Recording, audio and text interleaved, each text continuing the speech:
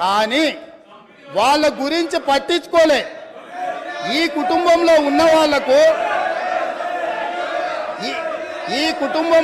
వాళ్లకు కొడుకుకు మంత్రి ఇచ్చిండు, అల్లుడికి మంత్రి ఇచ్చిండు. కన్న కూతురు ఓడిపోతే ప్రజలు తిరస్కరిస్తే ఎంబడే శాసన మండలి పదవి ఇచ్చిండు. సొంత కుటుంబ సభ్యుల మీద ఇంత పేగుబంధం ఉంది అని ఇంత అవ్యాజమైన ప్రేమను ప్రకటించినప్పుడు తెలంగాణ ఉద్యమకారులు ఏంది ఇది, ఈ తెలంగాణ మా త్యాగాల పునాదుల మీద ఏర్పడ్డది కదా, మా కనీస గౌరవ మర్యాద లేదా, పార్టీ ఫిరాయించిన వాళ్ళను కండువ మార్వంగానే మంత్రులు చేసిన మీరు తెలంగాణ కోసం త్యాగం చేసిన వాళ్లకు కనీసం ఆ సభలో అయినా ఈ సభలో అయినా రాజ్యసభలో అయినా ఏదైనా ఇచ్చిండ్రా? కరోనా